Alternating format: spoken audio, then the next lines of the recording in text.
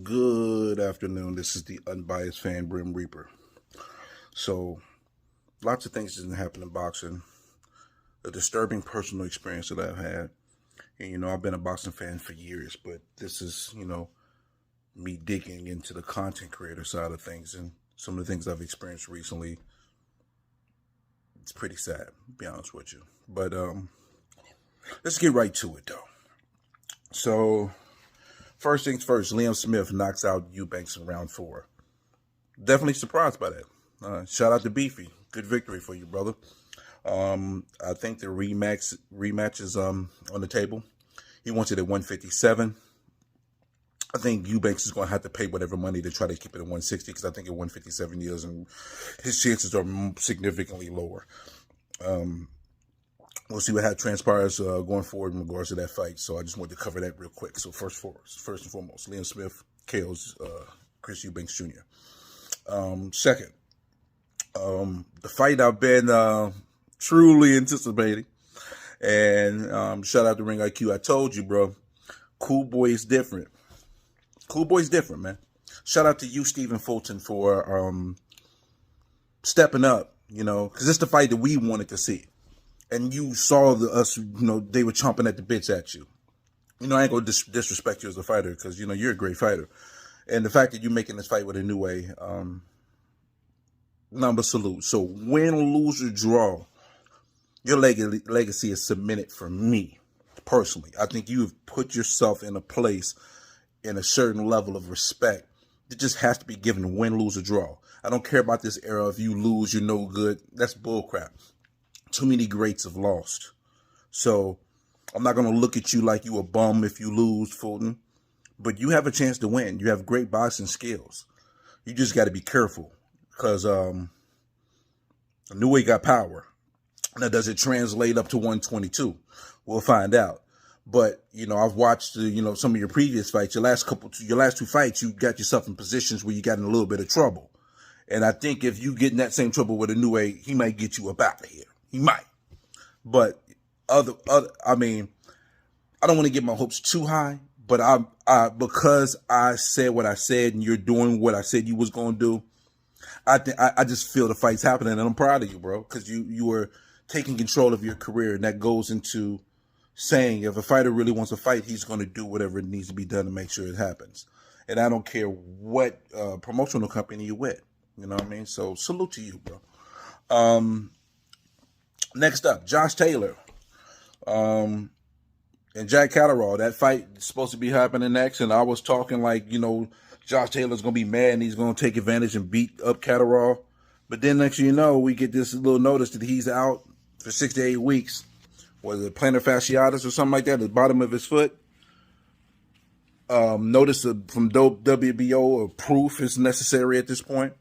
But I think what has a lot of us that was on Josh Taylor's side in regard to this rematch is when you're at the Chris Eubanks fight and you stand up and you're having a potential scuffle with Jack Catterall.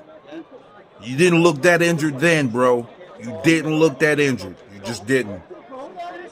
Just calling it how I see it. You might really be injured, but the optics of that, no good, bro. It doesn't look good. And I don't think this fight I'm not feeling good about the fight happening at this point. I'm going to leave that at that. But Josh Taylor, the optics of that, considering that you said you couldn't put pressure on your foot, but you get up and you're ready to scramble with him at that point. It didn't look good, bro. The optics look bad. So you better show what you need to show to WBO, end the story. Next up. So Anthony Joshua has announced his April 1st opponent, which will be Jermaine Franklin. That's who I thought it would be.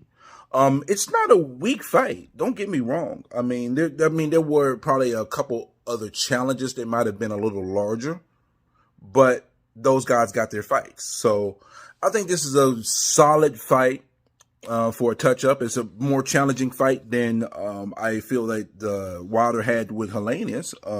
Because Jermaine Franklin, in my opinion, beat Dillian White. He beat Dillian White, in my opinion. So I think this was the right fight for Joshua to make.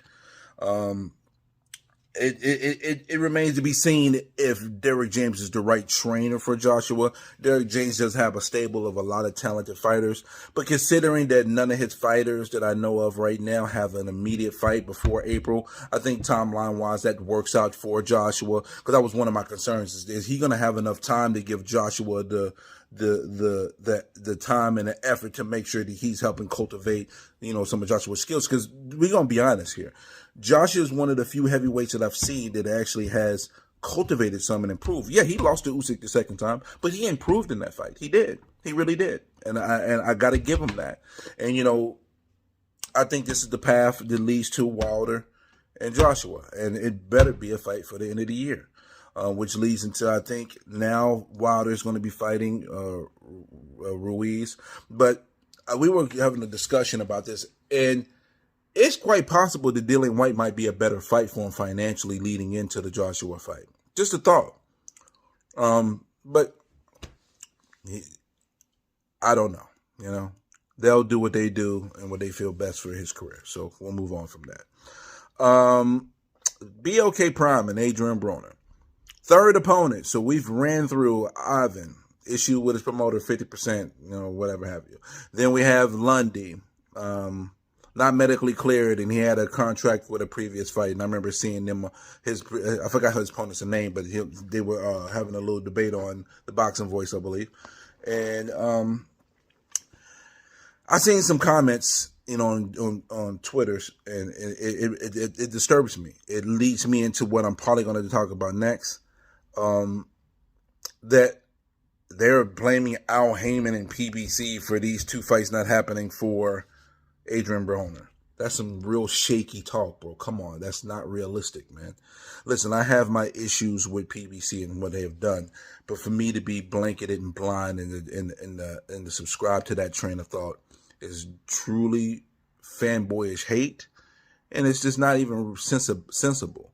We have data and things that shows us why those two fights ain't happening, which leads to him fighting Michael Williams, which is a fringe prospect. His last fight, he did get beat pretty good. So it's no different than any other fights that was there. I don't think it's pay-per-view worthy, in my opinion.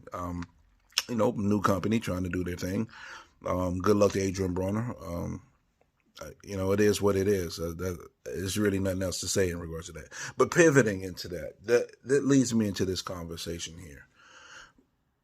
Me being a new content creator and being a boxing fan for over 38 years, I'm getting old. I've been watching boxing since a child. Being associated with a few boxers in my time, training for a year of boxing, just having a respectable understanding of the sport of boxing.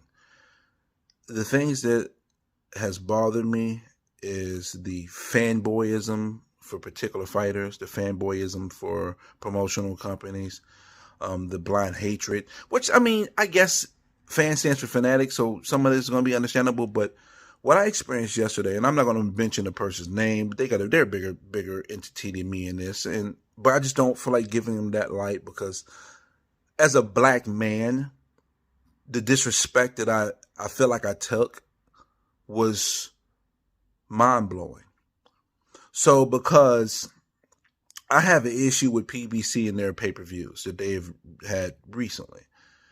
When you have Ortiz versus Martin, Ortiz versus Ruiz versus Areola, Thurman versus Barrios.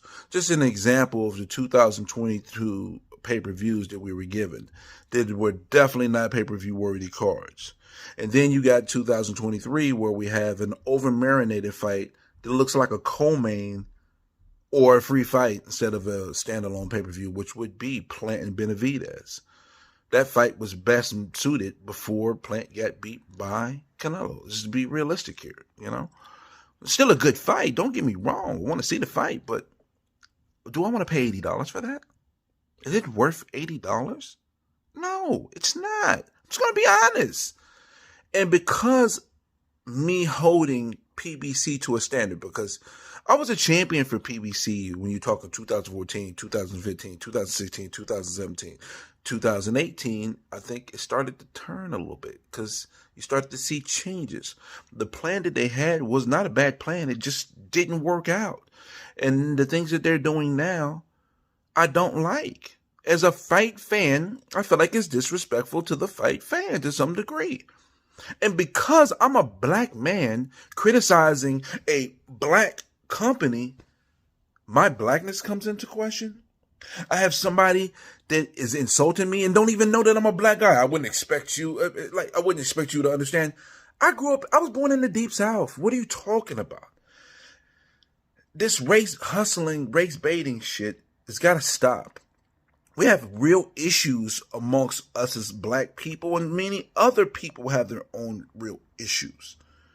But to try to take that and subscribe to that train of thought and apply it to everything is disingenuous, it's fugazi, and it's irresponsible. If we are actually to move the direction of excellence that we feel like that each individual entity, business, or whatever have you should be moving, you should demand excellence, not accept mediocrity. And those fights that I see being put together by PBC is a sign of mediocrity. The way I feel about the Spence and Crawford fight, I feel like Crawford has blame. I don't think Crawford is blameless. He's a rookie promoter. There's things he did that he should have done better. I'm not going to pretend and act like one side is 100% wrong. It's not the case. There's culpability for everyone. But when I look at the landscape, more of my fault goes to PBC because they're the A side. It's their responsibility to put that fight together in a way that it moves the needle. And I don't think they did that. And I fault Errol Spence because I feel like he's hiding behind that and not taking control. Because cool boy Stephen Fulton showed us what taking control of your career is and what it means. And I feel like that is not what Errol Spence is doing. But on the same token, I feel like Bud Crawford should have walked away from negotiations in August. Instead, he stood, and again, you can say I'm wrong for this. But for him trying to push for this fight and this transparency, the moment you felt like you wasn't getting what you were going to need to be getting, instead of you accepting the terms and then taking a step back and saying, man, listen, since this fight is 2023, I'm fighting in 2022, you should have walked away a long time before. You know, people say he didn't negotiate in good faith. He told him he wanted to fight in 2022, so I don't know what else you guys want from him. You want him to tell him every detail of what he was doing with BLK Prime, which is not the move to make when you run your own individual business. It's not. It's not. You have that right to be able to do that. You do. But Errol Spence, Terrence Crawford, and PBC, none of them are blameless. That's what makes me a fight fan. But my blackness is in question because I challenge a promotional company. And this person keeps on bringing to me about shit about Top Rank that had fucking dick to do with what I was talking about. Top Rank wasn't the topic of discussion. I'm not a fan of Bob Arum, but we are getting more of the fights that we want through them. But I'm not a fan. But I'll give props when it's due for fights that are made that I want to see as a fight fan. And vice versa. So when Better Beef and Bivol, the Better Beef beats Yard, which is what this fight this weekend is coming up, I look forward to it. And Yard has an opportunity to win because Better Beef has been knocked down. But I just feel like Better Beef's power and Yard's inexperience is going to lead to the Better Beef getting that knockout victory in the mid rounds. Better Beef beats Yard. It should be nothing keeping the Better Beef and Bivol fight from happening. But because it's two Russian-based fighters and they don't see the dollar signs for the fight, I believe that Bob Arum will not make the fight. And I'm going to have an issue with that. Excuse me. I'm going to have an issue with that. I'm going to have an issue with Top Rank. I'm going to keep it even. But to have the thing said to me that has been said to me, just based on our skin tone, was an absolute insult. And the truth of the matter is, I don't want to be rude, but fuck you. Who the fuck are you? You're the fucking problem with boxing. All you motherfuckers that fucking excuse weak shit, you're the problem with boxing. That's why we getting a pay-per-view every fucking month. Instead of maybe a couple of those fights combined together for a great card. Because you guys excuse this shit. Because you guys are fanboys instead of actually being fans of this fucking sport. And it's truly fuck you for that. Fuck you. Because you're a piece of shit. You're what's wrong with fucking boxing. Fuck you. From the bottom of my nuts. Straight up.